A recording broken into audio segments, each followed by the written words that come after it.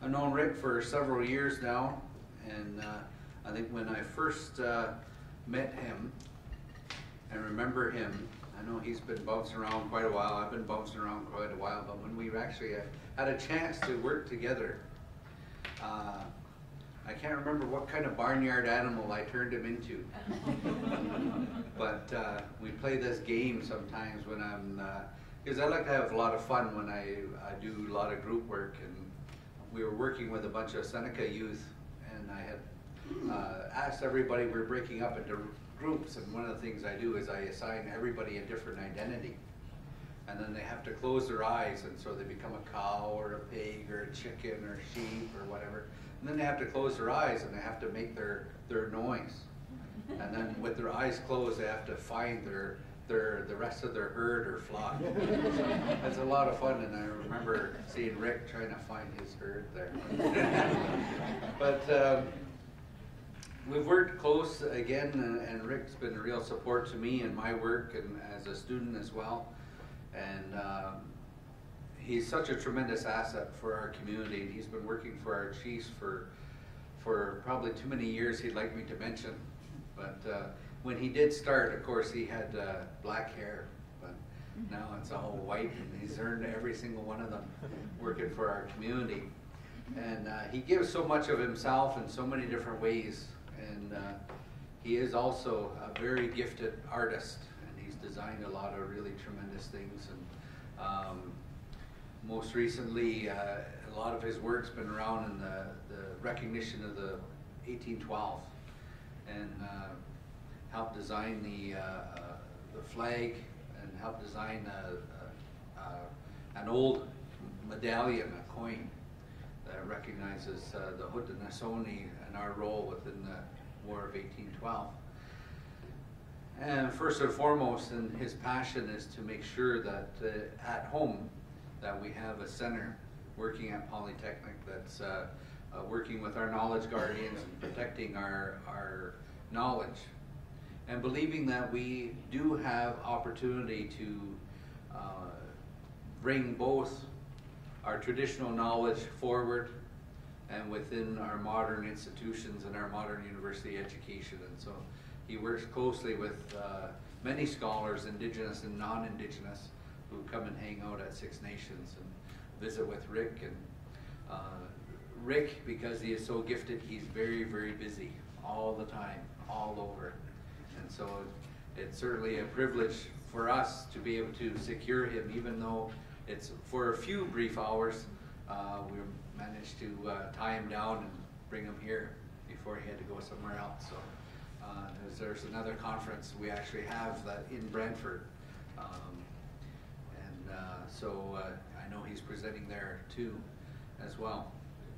But thank you very much, and please give a warm welcome to my good friend and mentor and uncle, Rick Hill.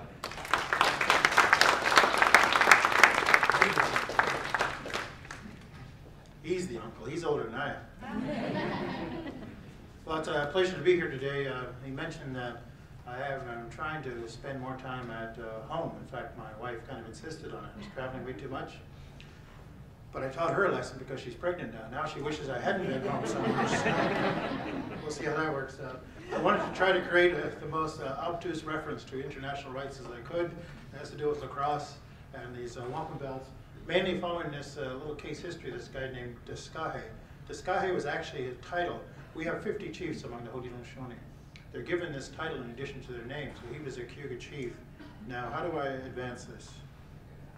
Page down, Sal. All right. So, as it turns out, our people, the Haudenosaunee, the Six Nations, had actually been traveling overseas quite a bit. So you can see on the screen here on the far right, this is one of what they called the 4 Indian kings who visited with Queen Anne in 1710. Of course, they had to make them kings, you know, because the queen can't meet with somebody unless they're a king, but we know a lot about that fanciful history. That's why there's so many kings and princesses in our history. But in reality, it was kind of a made-up thing. They wanted these guys to go over there, but they did meet with the queen, presented her with this wampum belt that we see here, and in exchange for that, she gave us this silver communion set and some Bibles. So I don't know if that was a fair trade, but anyway, that's what we got. And in the middle is Joseph Brant. He's a very famous Mohawk leader during the Revolutionary War, allied very closely to the crown, but he actually went over to meet with King George III at that time to cement this relationship. In many ways, we are at the Haldimand track because of the work of Joseph Pratt. On the far end is this Mohawk guy from Ganawage, who was part of a lacrosse team who went over to England and toured around and played lacrosse for Queen Victoria. And apparently she liked the game so much, she actually kind of liked seeing these nearly naked men running around, that she gave it her sanction. And as a result of that, lacrosse spread through the British Dominion. And it was played in England, Canada, Australia, New Zealand. We'll show you a little bit about that. But at first I started thinking, although I was way too young when this happened, 1977 was the first time I can recollect in modern history that a delegation of Haudenosaunee leaders, along with leaders from all across the Americas, went to Geneva to present at this non-governmental organization, Indigenous Peoples Conference. It's a very fuzzy photo, but you can see some of our leaders going there. And what amazed me about this was that people from very different walks of life, very different concerns, a lot of political agendas, they had to come to one mind of what are we going to tell the world? The first chance we get to present at the United Nations in Geneva, what are we going to say? And this is Oren Lyons. Now I taught at the University of Buffalo for 25 years, along with a guy named John Mohawk and Oren Lyons. So they were my mentors. So I'm going to share their perspective on this because they were always smarter than I was. So Oren said we were people from North, South, Central South America who had never met before, yet we were able to come to an agreement. We were able to choose leaders and speakers and topics all in one day. Even though it was difficult, we did it. The reason is that we had a common understanding and belief. That's what we heard this morning. I think it's very important to remember that common understanding, not only about ourselves, Indigenous people, but our experience with colonization, but this belief that he mentioned, that we're firmly, perpetually attached to the earth. So that was the underlying message that they agreed to. Everybody had a political agenda and had their list of complaints, but the primary topic they went there is to defend our mother, the earth, and all of the natural inheritance that we had. So that was kind of amazing, but I think an important lesson for us.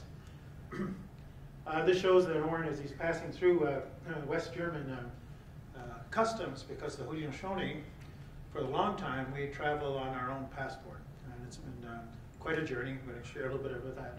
And then what this delegation looked like. Because to our leaders, even in the 70s, and we'll see earlier, it was important to represent ourselves as to who we are. If we are sovereign and independent, why would we get an American passport or Canadian passport? And that we should travel under our own travel documents. So they initiated that at this meeting. And out of that came this book called The Basic Call to Consciousness. I don't know how many people have read this book. I suggest you all go back and get it online and read it again, because again, this was a United Statement that came out in the 1970s, but I think it was very profound in its underpinnings. And it talked a lot about the same things we talked about today. So we don't have to invent new dialogue or new perspectives or new matters, but when our leaders did gather, and most of those leaders were first speakers of their original language, they were from traditional societies, a traditional form of governance, they came together with this one mind. And so I think it's important to look at that. Although a lot of that was primarily put together by John Mohawk. And out of that, we could see that we had this shared history. But one thing that happened over there, they thought there was a profound spiritual reconnecting between our people. They believe that's what helped our people come up with their political statements, because they had this respect of this spiritual core. And so, at least in the international gatherings the Haudenosaunee participated in, that ceremonial, ritual, whatever you want to call it, that spiritual underpinning was very important. Because what we believe is you can't come to a rational mind if you're in spiritual imbalance. So we first have to get in balance, get ourselves lined up, and then the power of our minds comes together. That's a very old idea, but a good one. And then out of that, 1977, came this Indigenous Peoples Network. This is how I got turned on to what was going on. This is back in the old days, you know, the computers, you get this little funny looking printout, but it was like from Indigenous people all around the globe. They were all contributing to that. I had 4 mandates to write more, that we would be writing our own news stories rather than worrying about what AP has to say when they misquote us. Producing radio programs both for public distribution, but also for our own institutions. Through radio, we were able to connect to our people better than we could sometimes with newspapers or television. They began to hear other Indigenous voices. We began to publish Indigenous writers on a wide variety of topics. That was very important because till this very day, most of our students that go to the academy are almost forced to cite what non-natives have to say. Right? You do a search for Indigenous knowledge, what do you have? Their opinion of what Indigenous knowledge is. Very, very seldom are you going to find an Indigenous elder who says, well, this is what it is to us. And then they began to mobilize this action around human rights violation. 1977. So this network that would operated for quite some time, I guess it actually still operating. It's very important. How we communicate with each other turned out to be very important for us formulating international stance. When this delegation arrived in Geneva in 1977, they were greeted by the mayor of Geneva. He was very anxious to meet these delegates. And he asked a question. He says, where is Tuskahe? Which kind of startled our leaders because first of all, they didn't realize this guy knew about that. And when they asked, well, what's your interest in him? He said, 1923, I was a little boy. And this Cayuga chief from Six Nations showed up. And he was trying to get into the League of Nations. And I was a little boy, and I was really fascinated by him. He was kind of like tugging on his shirt. Of course, the adults tried to shoo him away. And Tuskahe, his name was Levi General, he says, no, let me talk to this. Because one thing our chiefs are instructed is always pay attention to the voice and the needs of their nieces and nephews, the young people. And so he talked to him, showed great kindness to him, explained the whole thing, what was going on. This little boy remembered that experience. Turns out to be the mayor of Geneva, who then made a declaration, as long as I'm mayor of this town, the Indigenous people will always have an open welcome. And now the new mayor of Geneva today is saying the same thing. That's become their tradition. It's my job to welcome the Indigenous people to the world. So we still try to get over there as often as we can. But from 1921 to 1925, then this Tuskahe, this Cayuga chief, was assigned to go over and try to get justice on the matters that Grand River was facing. Too much intrusion by Canada, a whole bunch of issues about land loss, a whole bunch of issues about our trust fund that disappeared. And what we said was, well, if England drives Canada, we have to go back to England. And because of our treaty relationship, we thought for sure, our allies would help us. But he kind of got shut out. The king refused to meet with him. The Secretary of State at the time was none other than Winston Churchill, who refused to set up a meeting, even though Churchill always claimed to be part Mohawk. I don't know about that, but anyway, that was his stance. So Tuskahe got invited to a whole variety of public forums. Well, if they want you to make your case over there, you make it with us. And he became quite a celebrity. So we're seeing him here in this art society, holding, you can see the delegates holding these wampum belts. He's got this silver pipe. So he began to use our wampum belts to say, this is the manifestation of the relationship that we would like to have today. Since we have a relationship with the Europeans, you are morally obligated to help fulfill those relationships with us. And so he tried to appeal to their senses, their political sense, and it was really quite popular. The problem is he traveled on a Haudenosaunee passport, which back then was just kind of a typewritten thing with a photograph on it. Canada declared it was an illegal travel document, and in fact, they wouldn't let him re-enter into Canada. And I have to tell you, the sad truth was he died in exile in Tuscarora, where my mother is from. But he was trying to say there's three principles, and I think these are still the same principles that we try to manifest today. And we want to live freely on our own lands. That good life that you enjoyed as a kid, that we all took, you could say, natural. That's the way it's supposed to be. Well, it's not like that anymore, so how do we restore that? Second, is we want to practice our own beliefs in our own way, because colonization undermined the people's confidence even in their own spiritual practice. So we have to do a lot of recovery to build that back up. And then he says we want to follow our own laws. Now, as we all realize, in the international arena, Indigenous law or Indian law is not what it says it is. It's law applied to us. It's not Indigenous law. It's not our law, which we believe comes from the earth or comes from the powers to be. It's a different kind of law. So as we heard this morning, unless we respect the natural law, the human law is not going to prevail. So Discahe also then tried to get the Six Nations admitted to the League of Nations as a member nation. Again, he got a little bit of traction. Some nations began to support it. As we see here, twice he made an application to it. However, there just wasn't enough people there. Ironically, the Netherlands was one of them that supported us because we made our first treaty with the Europeans. It was the Dutch that we made a treaty with. And that's where the Truro Wampum comes from. So we caught their ear then, just as we did last year when we had the commemoration of that treaty. But Britain was pretty powerful then. And basically what they said was, indigenous issues are domestic issues. They're not international issues. So the League of Nations has no right to interfere in this domestic matter. That's between the natives and Six Nations and the Canadian government. The British government doesn't have the right to interfere in that. And this is all before the Constitution was repatriated back to Canada. So that strategy that they put in place in the 20s is still very much alive today. As they keep trying to tell us, we have to resolve all domestic,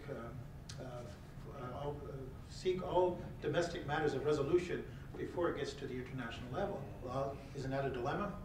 Because there's no way we can get justice in Canada.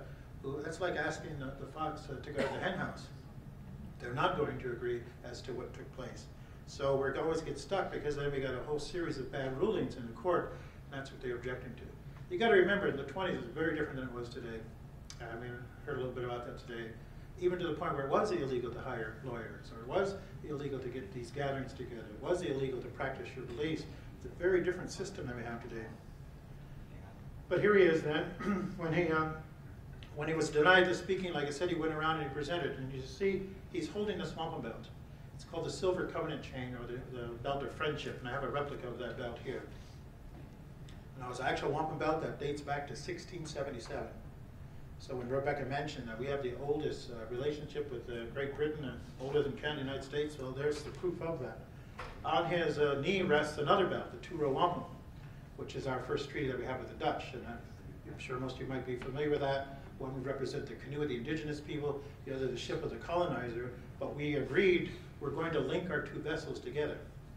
We're going to go down this river of life together. So he took these two wampum belts. Now, they made replicas of them back in the 1920s, and we can see them here. This is I don't think this photograph's ever been shown because these belts are just recently resurfaced in our community. People, because they were so afraid the Canadian government was going to confiscate the belts that Discahe had, they went underground. And they come back and we still have them. Even though they were replicas of the actual treaties, they're very they're symbolic of the relationship that we would like to have. And here's a photograph of the actual belts. We still have the original two-row.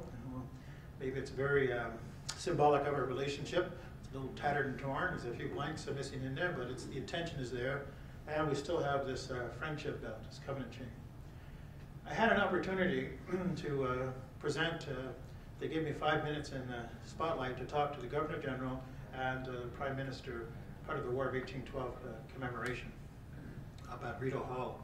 While I was there, I actually had this wampum belt because I was trying to impress upon them, here's your history. This isn't Native history, it's your history. In fact, it was your government that commissioned this belt to be made. It was sent to us with this pledge between our people. The covenant chain is what connects our people together. As you can see here, this represents the king. It's got a little white spot for a heart. This represents our people, all white, all heart. But together we made this union. Whenever the king wanted our attention, he would shake the chain. And we would say, okay, now what does he want? More land, more weapons, who knows? When we would shake the chain, we'd have to shake the chain. Before you know, I don't know more, but still shaking the chain because the line is always busy. In 1917, some clan mothers used those two symbols of the wampum to write a letter to the king because what happened is a couple of our young guys lied about their age and were entered into the Canadian Army. Would go fight over in the First World War. And the mothers said these kids are too young to be fighting. And they used those wampum belts, those same ones, to make this appeal. Because of our treaty relationship, these guys are too young, please send them back to me. Now here's a research project for you. What happened to those kids? Because to tell you the truth, I don't know. So Descahe was trying to get this justice on an international level, about Canada was trying to assert the Indian Act and doing all this stuff. Canada's response, 1924, was to oust the chiefs, these are our traditional chiefs, from our government at Grand River and install an elected system. These were their first elected council, which if I recall, Darren, maybe you could correct me, there was, I don't know, less than 30 people voted in that election.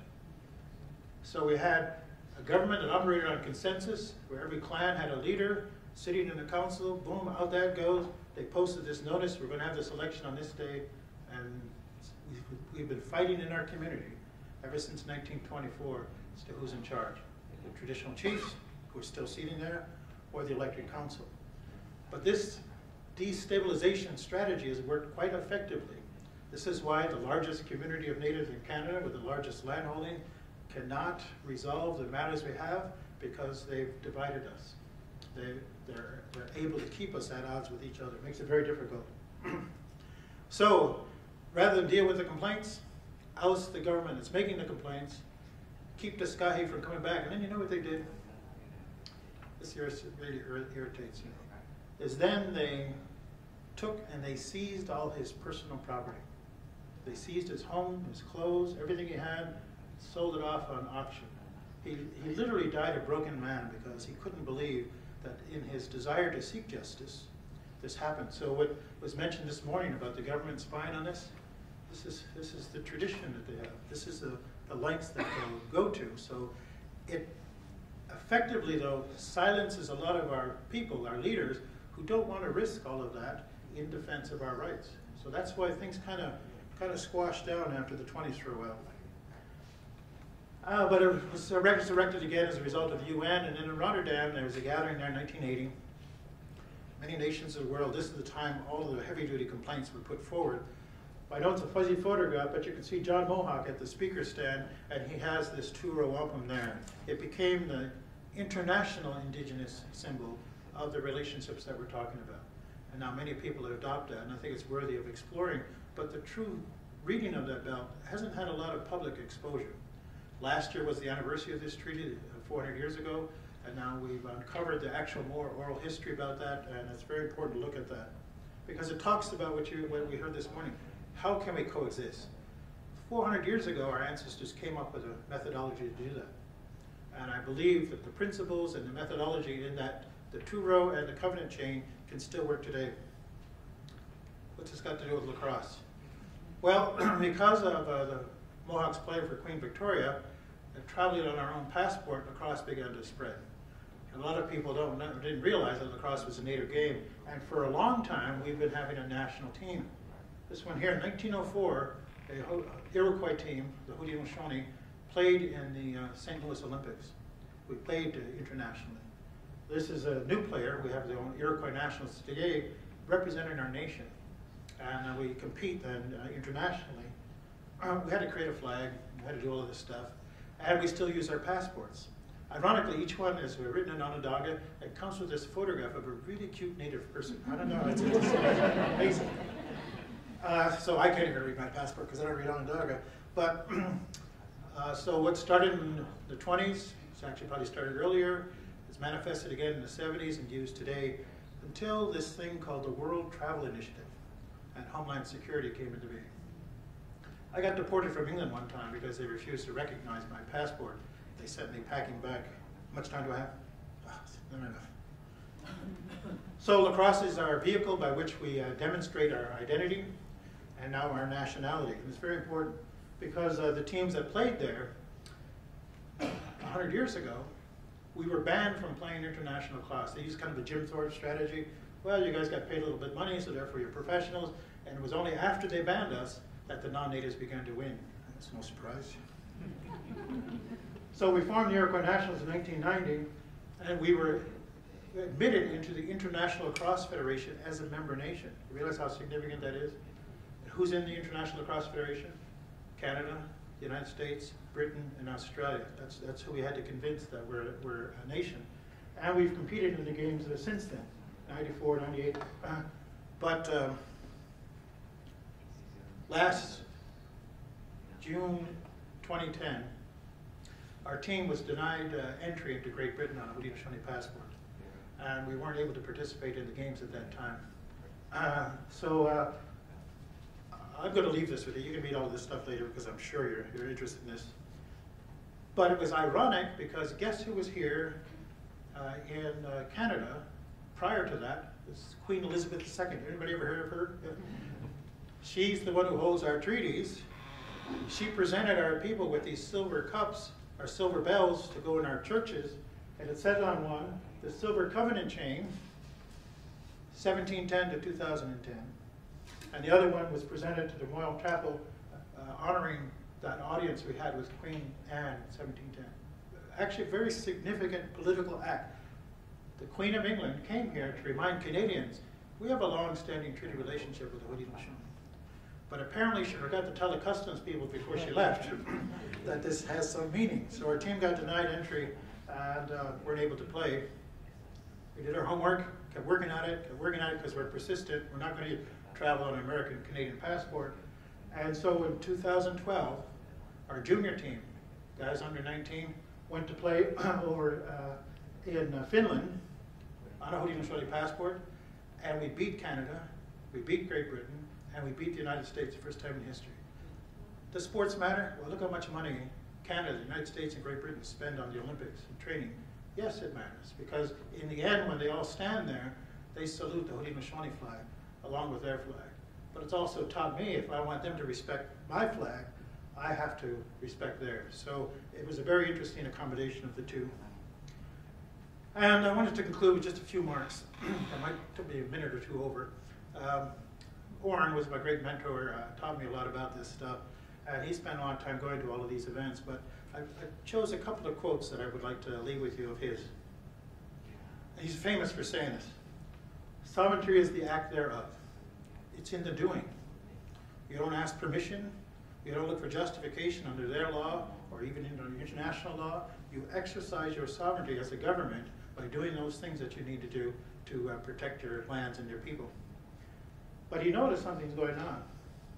Nationally and internationally, the term sovereignty is being replaced by the term autonomy, or even self-government. And he's saying we have to be very careful. These are loaded political words into your international arena. Sovereignty is very clear, which is one reason why I think it's only mentioned once in the Declaration of Indigenous Rights, because that's the prayer that they're afraid of. That if we gather together as sovereign people, don't ask permission to be ourselves or to be sovereign, then we represent a threat to the system. And in 1991, Orrin asked these questions that I would dare say to ask you, and I think that's what this conference is about. We have to sit back and assess the last 500 years. How have Indian nations fared? Nations. How have our children fared in this history? What's happening to our kids? How are our institutions? Are they holding up? How are the principles?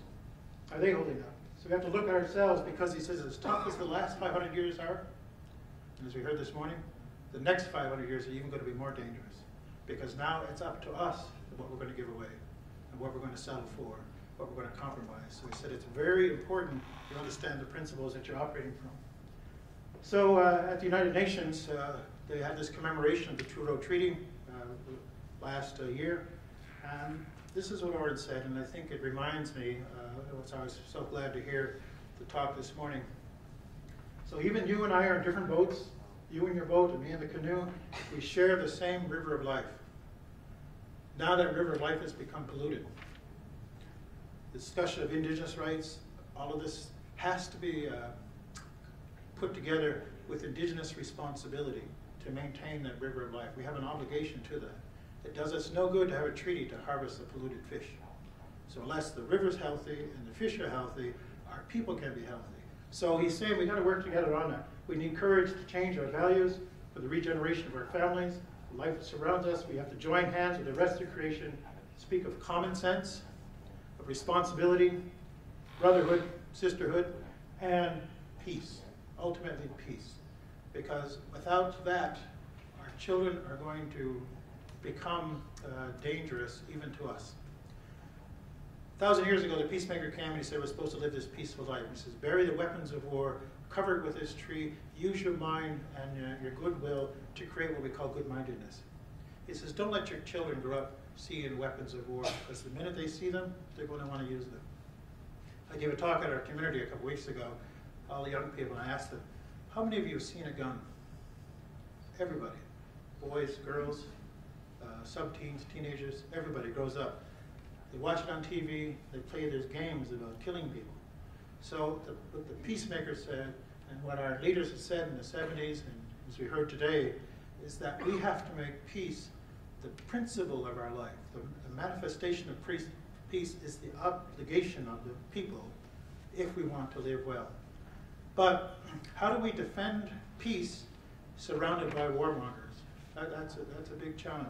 But I believe our great law teaches us how to do that, that our mind is the biggest weapon against war. It's the biggest weapon against duplicity. It's the biggest weapon against colonization. So we have to generate the power of our mind to do good. So with that, I appreciate this very quick tour across the sea and across time, and I'm sure I'll be around all day. We can have some more questions about that. So, don't need to.